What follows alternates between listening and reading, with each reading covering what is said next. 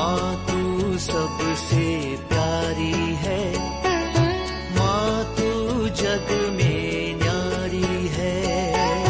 माँ तू सबसे प्यारी है, माँ तू जग में न्यारी है। पिता, पुत्र और पवित्र आत्मा के नाम पर आमीन। आप सबों को जय यीशु। हम लोग प्रकाशना ग्रंथ अध्याय 5 वाक्य 1 से 14 तक के वचनों पर आज मनन चिंतन करेंगे। हम लोग इससे पूर्व में 19 क्लासों में प्रकाशना ग्रंथ अध्याय 1 से अध्याय 3 तक पढ़ाई किया था। उसके इंट्रोडक्शन सब कुछ हम लोगों ने उसके अंदर सीखा था। प्रकाशना ग्रंथ को 2 भागों में विभाजित कर सकता है। जो आजकल जो चल रहा है, जो कलीसिया में जो चल रहा है, उसके विषय में अध्याय 3 तक, अध्याय 4 से लेकर के 22वां अध्याय तक भविष्य में होने वाले बातों के विषय में योहन को जो दर्शन में मिला है। कल के दिन में हम लोग संत योहन को स्वर्ग खुला हुआ और आत्मा में आविष्ट होकर के वहाँ का कुछ दर्शन, सबसे पहले एक सिंहासन और एक सिंहासन में बैठा हुआ ईश्वर का दर्शन, और किस प्रकार उस स्वर्गीय उस जगह को, महिमा को योहन ने देखा, यह सब हम लोग कल मनन चिंतन किया। और साथ ही साथ जो दीप के विषय में वो पवित्र आत्मा का प्रतीक के रूप में हम लोगों ने सीख चुका है। और साथ ही साथ ऐसे 4 प्राणी के विषय में, जिसका एक का चेहरा सिंह की तरह, दूसरे का सांड की तरह, तीसरा मनुष्य की तरह और चौथा गरुड़ की तरह था। और वो भी हम लोगों ने मनन चिंतन किया। वो मत्ती का सुसमाचार, लूकस का सुसमाचार और मार्कुस का सुसमाचार और योहन का सुसमाचार का प्रतीक है। साथ ही साथ 24 वयोवृद्धों के विषय में, जो 24 सिंहासनों पर बैठा हुआ हम लोगों ने मनन चिंतन किया। वे ईश्वर की आराधना करता हुआ हम लोगों ने उसके अंदर सीखा था। और साथ ही साथ ईश्वर को जो अपना प्रभु के रूप में स्वीकार करते हैं, सम्राट नहीं, रोमन सम्राट नहीं, बल्कि ईश्वर उसके योग्य है, इसलिए उन्हें प्रभु और ईश्वर कह करके पुकारते हैं। क्योंकि रोमन सम्राट अपने को प्रभु और ईश्वर कह करके पुकारने का आज्ञा दिया, तो यहाँ पर जिस प्रकार जो 24 वयोवृद्धों ने ईश्वर और प्रभु कह करके उस दर्शन में प्रभु को बुला रहा है, इसका मतलब ये हो गया सम्राट नहीं, हमारे ईश्वर जीवित ईश्वर है, उनकी आराधना स्तुति करने के विषय में। और आज का 5वां अध्याय के अंदर हम लोग सीखेंगे अगला एक दर्शन। वो सिंहासन में बैठे हुए उस व्यक्ति, विराजमान जो व्यक्ति है, उनके दाहिने हाथ में ऐसा एक पुस्तक दिखाई दिया जो लिपेटे हुए हैं और जिसके दोनों ओर लिखा हुआ है और जिस पर 7 मोहरें लगा करके, सील लगा करके उसको बंद कर करके रखा है। इसका मतलब उसमें जो लिखा हुआ बात अब प्रकाश में लाने वाला नहीं, उसको गुप्त रखा हुआ बात है, सील लगा हुआ, इसका मतलब। और ये जो 7 सील मोहरें लगाया, ये क्या है? ये रोमियों के बीच में उस समय का किसी भी प्रकार का जो डीलिंग जो होता है, विशेषकर यदि मान लो वसीयत लिखा जाता है, विल जो लिखता है, उसके ऊपर 7 सील लगाया जाता है। इसका मतलब है अब खोलने वाला चीज नहीं है, उसका समय आने पर ही उसको खोलेगा। और जिनके मौजूदगी में ये 7 सील लगाए, इसका मतलब 7 लोगों का सील है। एक ही व्यक्ति का 7 सील नहीं होता है, 7 व्यक्ति उसका जो है विटनेस है। जब तक वो 7 विटनेस नहीं होगा वो नहीं खोला जाता है। इसी प्रकार गुप्त रखने वाला कुछ रहस्य और लिखा है, उस किताब का दोनों ओर लिखा हुआ है, उसका दोनों ओर लिखा हुआ है। इसका मतलब है बहुत कुछ संसार को बताने के लिए आज, लेकिन जो गुप्त रखा हुआ बात, मोहर लगाया हुआ बात दाहिने हाथ में उस सिंहासन में विराजमान व्यक्ति के दाहिने हाथ में रखा हुआ दर्शन में पाते हैं। लेकिन आगे हम लोग वाक्य 2 में पढ़ते हैं एक शक्तिशाली स्वर्गदूत के विषय में। ये शक्तिशाली स्वर्गदूत के विषय में यदि हम लोग देखें प्रकाशना ग्रंथ अध्याय 10 वाक्य 1 में, 18 का वाक्य 1 और 2 में भी इस प्रकार ये जो शक्तिशाली स्वर्गदूत का जो पुकार के विषय में और भी लिखा हुआ है। तो वो पुकार करके एक सवाल करते हैं, पुस्तक खोलने और उसकी मोहरें तोड़ने योग्य कौन है? जिस प्रकार नबी इसहाक का ग्रंथ अध्याय 6 के अंदर हम लोग पढ़ते हैं, नबी इसहाक को एक वाणी ये सुनाई दिया, जो मेरा संदेश लेकर के कौन जाने के लिए तैयार है। तो वहां पर हम लोग देखते हैं नबी इसहाक कहते हैं मैं प्रस्तुत हूं, तैयार हूं, ऐसा करके। इसी प्रकार यहां पर ये जो दाहिने हाथ में पकड़े हुए उस किताब का ये जो मोहरें खोलने के लिए, पुस्तक खोलना है, उसकी मोहरें तोड़ने के योग्य कौन है, ऐसा कर करके एक सवाल किया गया। और बड़े दुख की बात यहां पर हम लोगों को ये मिलता है कि कोई पृथ्वी पर या पृथ्वी के नीचे का कोई ऐसा व्यक्ति नहीं मिला जो पुस्तक खोलने या पढ़ने में समर्थ है। उसको खोल करके पढ़ने के लिए, उसको खोलने के लिए, उस सील खोलने लायक ना पृथ्वी पर कोई मिला है, ना पृथ्वी के नीचे कोई ऐसा व्यक्ति मिला है करके वाक्य 3 में लिखा हुआ है। तो ये मुद्रित सील लगा हुआ ये किताब के विषय में। यदि हम लोग पुराने विधान के अंदर दानियेल का ग्रंथ उसके अध्याय 8 वाक्य 26 में और अध्याय 12 का वाक्य 4 में और 9 में सब हम देखेंगे, वहां पर भी इस प्रकार जो मोहरे लगा हुआ जो किताब के विषय में लिखा हुआ मिलेगा। ये मोहरें लगा हुआ किताब, वो भी 7 मोहरें लगाना, 7 संख्या में मालूम है पूर्णता का। इसका मतलब पूर्ण रूप से वो गुप्त है, वो अब नहीं बताने वाला। क्या है वो अंतिम समय पर क्या होने वाला है इसके विषय में जरूर उसके अंदर लिखा हुआ है। उसी प्रकार हम लोग नबी इसहाक का ग्रंथ, यसेकिएल का ग्रंथ अध्याय 2 वाक्य 9 और 10 में भी इसी प्रकार यसेकिएल को एक दर्शन मिलता है।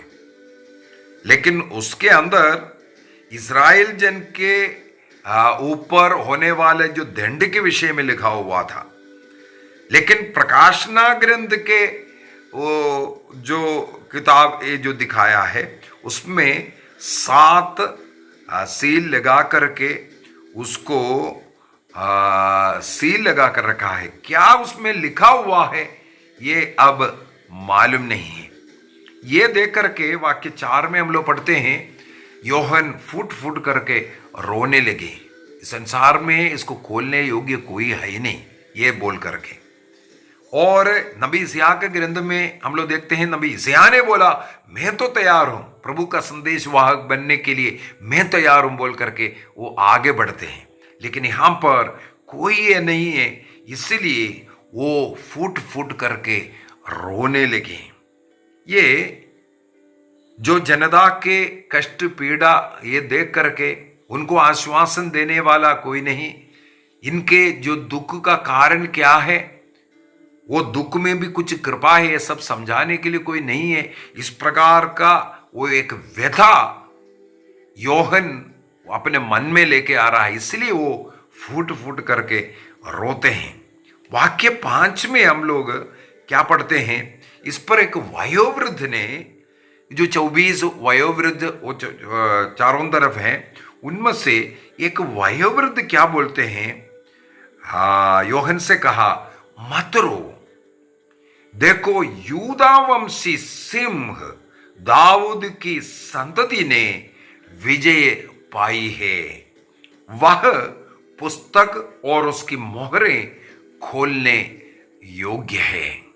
जब योहन इस प्रकार फुट फुट कर रोने लगे, तब वहां पर उनको जवाब मिलता है कि वाक्य 5, ये एक बहुत फेमस वाक्य है, प्रकाशना ग्रंथ अध्याय 5 वाक्य 5, रेवलेशन चैप्टर 5 वर्स 5, देखो यूदा वंशी सिंह करके, यूदा वंशी सिंह, यदि हम लोग उत्पत्ति ग्रंथ उसके अध्याय 49 वाक्य 9 को पढ़ेंगे, जेनेसिस चैप्टर 49 वर्स 9 को, वहां पर जब याकूब अपने संतान को जो आखिरी में जो आशीर्वाद देते हैं, उस समय पर यूदा वंश का इस सिंह के विषय में वर्णन किया हुआ है।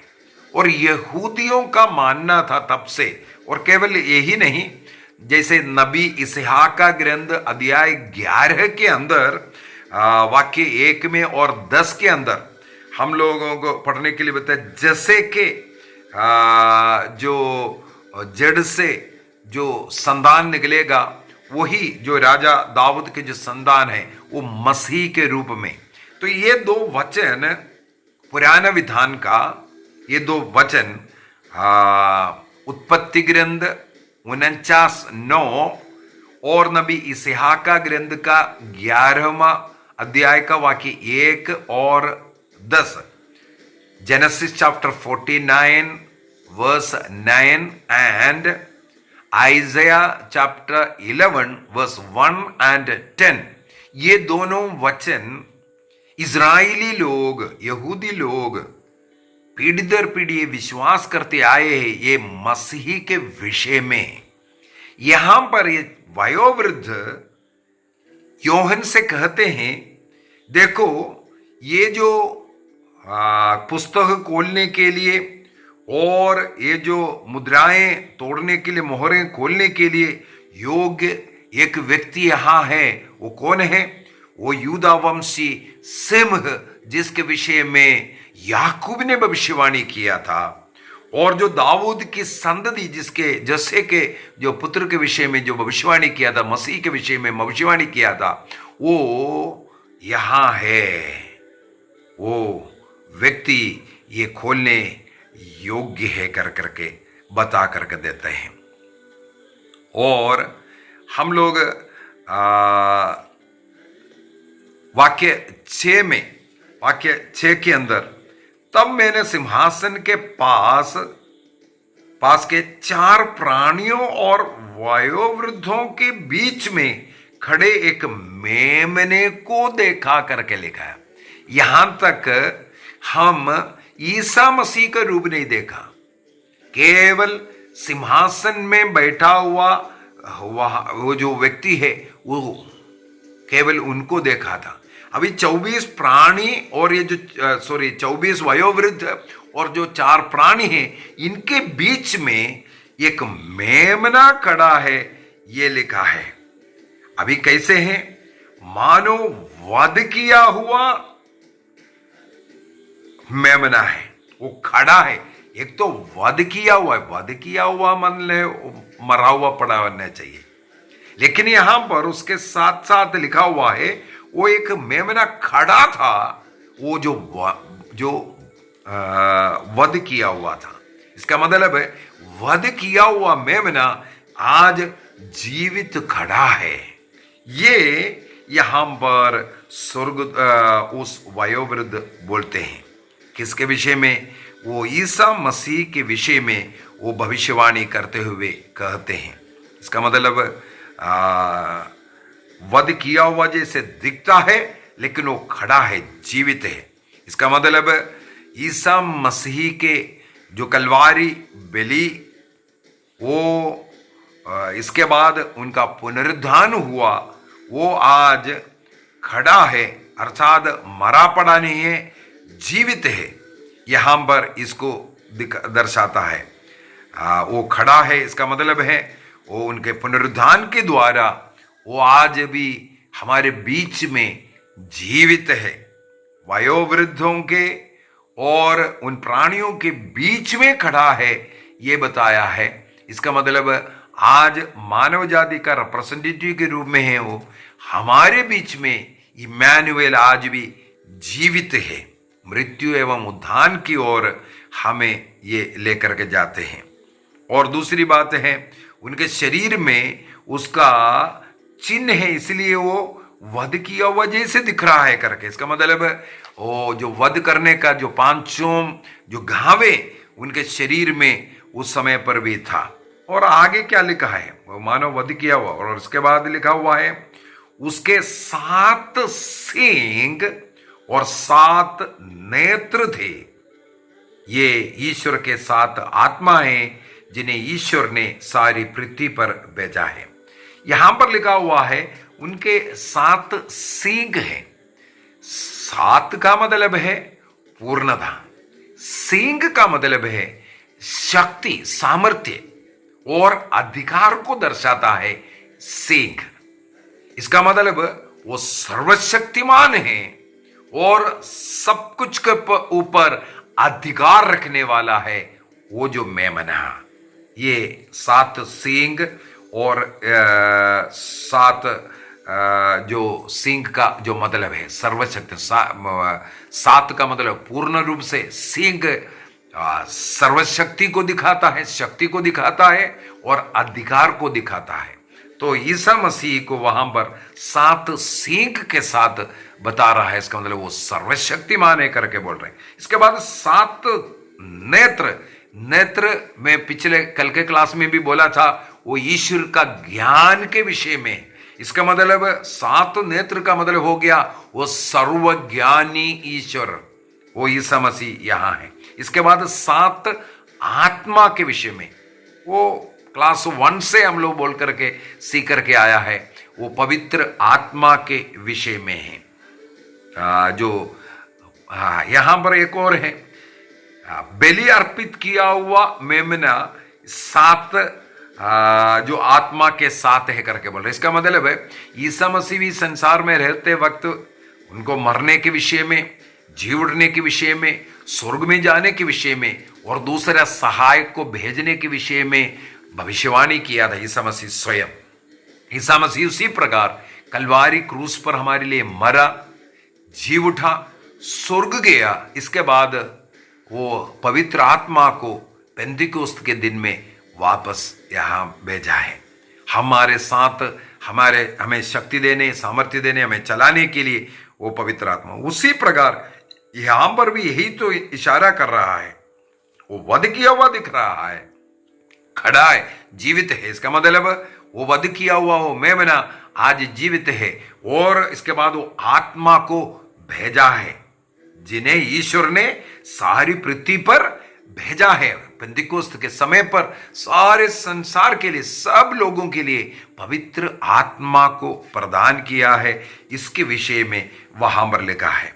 वाक्य 7 में जाते हैं, तब मेमने ने पास आकर सिंहासन पर बैठने वाले के दाहिने हाथ से पुस्तक ले लिया। इसका मतलब ईसा मसीह वो जो मेमना है, पिता के हाथ से वो किताब अपने पास लेता हुआ हम लोग देखते हैं। वाक्य 8 से अगर पढ़ेंगे, वहां पर इस मेमने की आराधना करता हुआ, हम लोग अध्याय 4 के अंदर देखा है, वयोवृद्ध और 4 प्राणी सब दंडवत कर उस सिंहासन में विराजमान व्यक्ति का आराधना करता हुआ, अर्थात ईश्वर की आराधना करता हुआ, पिता की आराधना करता हुआ। अब वही लोग इस मेमने के सामने दंडवत कर उनकी आराधना करता हुआ। वाक्य 8 से 10 तक अगर हम पढ़ेंगे वहां पर हमें यही मिलता है। सबसे पहले जिस प्रकार ईश्वर के सामने दंडवत किया, अभी मेमने के सामने दंडवत करने का मतलब हो गया वह ईश्वर है, ईश्वर के बराबर है। इसका मतलब मेमना भी अर्थात ईसा मसीह भी ईश्वर है करके इसके द्वारा वह घोषित करता है। दूसरी बात हम लोग वहां पर पढ़ते हैं, वे मेमना पुस्तक ले चुका था, तब 4 प्राणी तथा 24 वयोवृद्ध मेमने के सामने गिर पड़े। प्रत्येक वयोवृद्ध के हाथ में वीणा थी और धूप से भरे स्वर्णमय पात्र भी। यदि अध्याय 8 वाक्य 3 को भी देखेंगे वहां पर भी हमें यह मिलेगा, धूप से भरे हुए जो स्वर्णमय पात्र। इसके बाद लिखा हुआ है यह संतों की प्रार्थना है। इसका मतलब है यदि हम लोग तोबित का ग्रंथ उसके अध्याय 12 के अंदर स्वर्गदूत रफाएल स्वयं कहते हैं, ईश्वर के सामने उपस्थित रहने वाले 7 दूत हम लोग जो लोगों की प्रार्थना को प्रभु के पास पहुंचाता है। तोबित का ग्रंथ अध्याय 12 वाक्य 15 में, तोबित चैप्टर 12 वर्स 15। उसी प्रकार यदि हम लोग जर्मिया का ग्रंथ अध्याय 15 वाक्य 1 में सामुएल के विषय में लिखा हुआ है, तो दूत और संत लोग मानव जाति के हम लोगों के प्रार्थनाओं को प्रभु तक पहुंचाने वाले हैं। यहां पर यही लिखा हुआ है, वे प्रत्येक वयोवृद्ध के हाथ में वीणा थी और धूप से भरे हुए स्वर्ण पात्र भी। क्या है वो? ये संतों की प्रार्थनाएं हैं। और ये कहते हुए एक नया गीत गा रहे थे। और हम लोगों को स्तोत्र ग्रंथ के अंदर बार बार पढ़ने के लिए मिलने वाला एक शब्द है, ईश्वर के लिए नया गीत गाओ, ईश्वर के महिमा के लिए नया गीत गाओ। ईश्वर के हर अच्छे कर्म के लिए, कार्य के लिए नया गीत गाते हुए प्रार्थना प्रभु के सामने समर्पित करने का एक तरीका है, उनकी आराधना धन्यवाद देने का एक तरीका है। नया नया गीत गाते हुए प्रभु की स्तुति करना। स्तोत्र ग्रंथ 141 वाक्य 2 में, लेवी ग्रंथ 2:15 में और डिट्रोनॉमी चैप्टर 33:10 में सब हम लोगों को इस प्रकार का मध्यस्थ प्रार्थना करता हुआ हमें मिलता है। और साम 33:3 में और 40 वाक्य 3 में और 3 का 96, इनमें सब में हम लोगों को कई जगहों पर ये मिलता है कि प्रभु का स्तुति करना, नया गीत गाने के विषय में।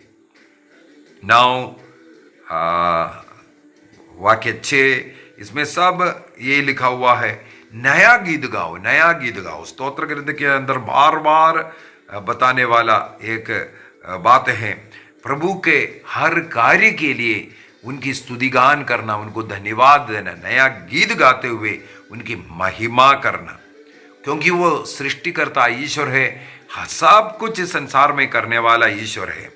और इसके बाद हम लोग ये देखते हैं गीत, नया गीत गाते हुए मेमने की स्तुति कर रहा है। क्या बोलते हुए? वाक्य 9 को, ये तू पुस्तक ग्रहण कर उसकी मोहरें खोलने योग्य है, क्योंकि तेरा वाद किया गया है। वाद किया है इसका मतलब वह अपना प्राण अर्पित कर संसार को मुक्ति दिया, इसलिए तुम आज इस पुस्तक को ग्रहण करने और उसका मोहर तोड़ने और उसके रहस्य को बताने तुम योग्य है करके, ये योग्यता है ना। ये प्रकाशना ग्रंथ अध्याय 4 वाक्य 11 में स्तुति के योग्य बोलकर के हम लोग कल मनन चिंतन किया था। उसी प्रकार मेमना भी इस स्तुति के योग्य है, उस पुस्तक को खोलने का योग्य है, उस योग्यता जो ईश्वर को दिया योग्यता इस मेमना अर्थात ईसा मसीह को भी योग्य बोलता है। इसका कारण है अपना रक्त बहाकर ईश्वर के लिए प्रत्येक वंश, भाषा, प्रजाति और राष्ट्र से मनुष्यों को खरीदा है। कई लोग ये खरीदने के विषय में थोड़ा सा गलत सिखाता हुआ सुनने में आता है। यहां पर मैं एक करेक्शन कर देना चाहूंगा। यहां पर प्रभु ने जो खरीदा है, अपने रक्त की कीमत पर खरीदा, ये कीमत किसको दिया? कई लोग बोलते हैं शैतान को पे किया है। ये गलत है। ईसा मसीह ने अपना रक्त की कीमत शैतान को नहीं दिया, बल्कि शैतान को परास्त किया है। शैतान को परास्त करने के लिए, पराजित करने के लिए, हारने के लिए, उसको नष्ट करने के लिए मसीह को अपना रक्त की कीमत देना पड़ा है, रक्त बहाना पड़ा है। क्रूस पर बहाने वाला रक्त शैतान के लिए नहीं दिया है, वो शैतान को पेमेंट नहीं किया है। इसलिए कभी भी ये शैतान को दे दिया ये बोलना बहुत ही गलत है। ये नहीं, बल्कि हम लोगों को हर वंश के, भाषा, प्रजाति, सब राष्ट्रों के मनुष्यों के लिए, उनकी मुक्ति के लिए रक्त बहाना पड़ा। मैंने गुड फ्राइडे के दिन में ईसा मसीह क्यों रक्त बहाया, रक्त की कीमत क्यों दिया, क्यों रक्त, ये सब बताया था। एक क्लास ले चुका है क्यों रक्त बहाना पड़ा। क्या पाप क्षमा ऐसा नहीं हो सकता था? तो रक्त की कीमत पर प्रभु ने हमें खरीदा। इसका क्या मतलब है, क्या अर्थ है? ये शैतान को दिया हुआ कीमत नहीं है, बल्कि इसके द्वारा रक्त बहाकर शैतान को हराया है। ईसा मसीह का मृत्यु कोई पराजय नहीं, बल्कि शैतान नहीं चाह रहा था मसीह ना मरे, मसीह ना मरे, मसीह रक्त ना बहाए, ये शैतान चाहता था। इसलिए कष्ट, पीड़ा, उनका परीक्षा सब देख करके उनके परास्त करने के लिए वो कोशिश किया, क्योंकि शैतान नहीं चाहता था मसीह अपना रक्त बहाए, क्योंकि रक्त के द्वारा शैतान का पराजय हो रहा है। और ईसा मसीह मर गया, इसके बाद ना ही जी उठने से बोल सकता था ये पराजित हुआ, लेकिन मसीह पुनर्जीवित होकर के आज जीवित है, इसलिए उनका विजय हुआ है शैतान के ऊपर, पाप के ऊपर। तो ये यहां पर प्रभु की स्तुति करते हुए यही कहते हैं, तुम अपने रक्त की कीमत पर हम सबों को ये किया है, खरीदा है बोल करके। यहां पर हम लोग देखते हैं 3 बातें। सबसे पहले बात ये कहते हैं, तुम मर करके, मर गया करके, रक्त बहा करके। इसके बाद 2 बात हो गया। एक है हमें खरीदा है, कीमत पर खरीदा है। इसके बाद अगला लिखा हुआ है, और तूने उन्हें हमारे ईश्वर की दृष्टि में याजकों का राजवंश बना दिया है और पृथ्वी पर राज्य करेंगे। मनुष्यों को पृथ्वी पर राज्य करने के लिए, मैंने इसके लिए ऊपर भी एक क्लास लिया था। जब हम लोग बपतिस्मा ग्रहण करते हैं तो ईसा मसीह के पुरोहित बन जाते हैं। वो राजा था, वो राजत्व में आ जाते हैं। और साथ ही साथ प्रभु जैसे नबी है, हमारे जीवन के द्वारा हम नबी का कार्य करना है। तो 3 कार्य, नबी बनना है अर्थात अपने जीवन के उदाहरण अन्य लोगों को देकर के प्रभु की ओर लोगों को लेके आना है। इसके बाद पुरोहित बनाता है हम लोग पवित्रीकरण का कार्य करने के लिए। और राजत्व, मसीह का राजत्व इस संसार का नहीं है, वो स्वर्ग राज्य का वो राजत्व। यहाँ का जो राजा लोगों के साथ हम लोगों को कंपेयर नहीं करना है। हमारा राजत्व है जो प्रभु के साथ राज्य करने के लिए स्वर्ग राज्य का, वहां पर रह करके इस पृथ्वी को हमें स्वर्ग बना करके ईश्वरीय उस राज्यत्व के विषय में यहां पर हमें बता करके देता है। और साथ ही साथ प्रकाशना ग्रंथ अध्याय 1 वाक्य 6 के अंदर भी हम लोग इस विषय के अंदर ऑलरेडी मनन कर चुका है। रक्त की कीमत दे करके हम लोगों को इस प्रकार प्रभु ने छुड़ाया है। और मार्कुस का सुसमाचार उसके अध्याय 10 वाक्य 45, मार्क चैप्टर 10 वर्स 45, पहला कुरिन्ती अध्याय 6 वाक्य 20 में, फर्स्ट कुरिन्थियंस चैप्टर 6:20 में रक्त की कीमत पर खरीदने के विषय में, फर्स्ट तिमोथी चैप्टर 2 वर्स 6, पहला तिमोथी अध्याय 2 का 6 और पहला पेतरुस अध्याय 1 का वाक्य 19 में भी हम लोग यही पढ़ते हैं, मसीह का रक्त की कीमत पर हम सबों को खरीदा है। ये कीमत प्रभु ने शैतान को हराकर हमें पाप से छुड़ाने के लिए रक्त बहाया, इसके विषय में है।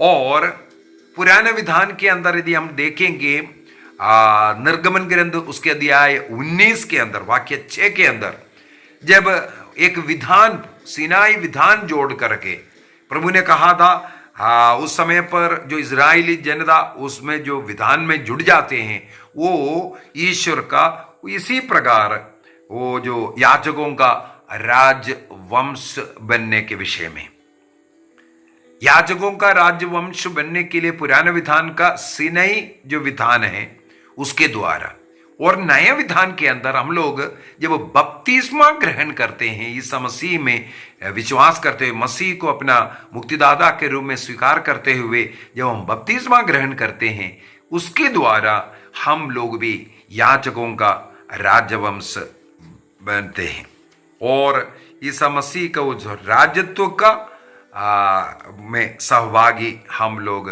बनते हैं।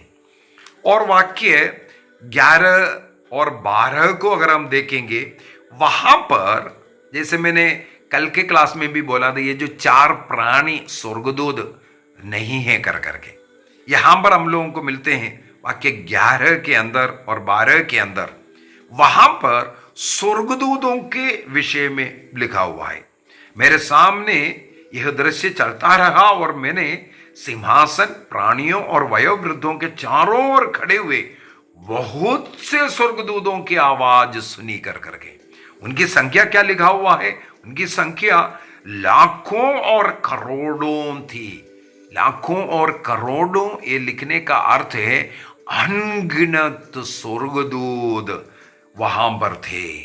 जब अनगिनत स्वर्गदूत के विषय में ऐसा लिखा, इसलिए हम लोगों ने कल के क्लास के अंदर वो 4 प्राणी स्वर्गदूत नहीं है, इस प्रकार हम लोग मनन चिंतन किया। और वो क्या बोल करके स्तुति कर रहे थे? ऊंचे स्वर से बोलते हुए बलि चढ़ा रहा था, मेमने का सामर्थ्य, वैभव, प्रज्ञा, शक्ति, सम्मान, महिमा तथा स्तुति के अधिकारी है। यहां पर फिर से हम लोग वाक्य 12 के अंदर 7 ऐसे ऐसे बातों को लिखा हुआ हम लोग पढ़ते हैं, 7 बातों के विषय में, मेमने के विषय में, जो इस ईश्वर को सिंहासन में बैठने वाले के लिए जो महिमा स्तुति किया था, उसी प्रकार ये जो स्वर्गदूत मेमने का जो स्तुति करता हुआ ऊंचे स्वर से क्या बोल रहे थे? बलि चढ़ाए हुआ मेमना सामर्थ्य है और उनका वैभव है, प्रज्ञा है, शक्ति है, सम्मान, महिमा तथा स्तुति के अधिकारी है बोल करके। ये 7 फिर से 7 पूर्णता का, अर्थात पूर्ण रूप से वो सर्वशक्तिमान है, इनका वैभव है, इनका प्रज्ञा है, परिपूर्ण है, शक्तिशाली है, सर्वशक्तिमान है और सम्मान के योग्य है, महिमा के योग्य है, ये स्तुति के योग्य है बोल करके स्वर्गदूत उनका गुणगान कर रहे थे। और वाक्य 13 और 14 को अगर हम पढ़ते हैं, वहां पर जो सिंहासन में बैठे हुआ प्रभु का और मेमने का, दोनों की आराधना करता हुआ, एक साथ आराधना करता हुआ हम लोग ये वाक्य 13 और 14 के अंदर पढ़ते हैं। अर्थात सिंहासन में बैठने वाला और ये मेमना दोनों ईश्वर है, दोनों स्तुति के योग्य है, ये हम पर बताता है। सिंहासन पर विराजमान को तथा मेमने को युगान युग स्तुति, सम्मान, महिमा तथा सामर्थ्य बोल करके आखिरी में आमेन बोल के वयोवृद्ध मुंह के बल गिरकर उनकी दंडवत करते हैं। ईश्वर का, मेमने का, अर्थात दोनों ईश्वर है, दोनों स्तुति के योग्य बोल करके आराधना करता हुआ आज हम लोग प्रकाशना ग्रंथ अध्याय 5 वाक्य 1 से 14 तक वचनों पर मनन चिंतन किया। आइए हम आंखों को बंद करें, प्रभु को धन्यवाद दें। आज हम लोगों ने मेमने के विषय में सुना। वही एक योग्य व्यक्ति है उस पुस्तक को खोलने और उस सील को तोड़ने के लिए। कल के क्लास में अध्याय 6 में उसका 7 सीलों में 6 सीलों को तोड़ता हुआ हम लोग सीखेंगे। आइए अपने हृदय को प्रभु की ओर उठाएं, वचनों को समझने और उसके अनुसार जीने की कृपा प्रभु से मांगे। पिता, पुत्र और पवित्र आत्मा के नाम पर आमीन। आप सबों को जय यीशु।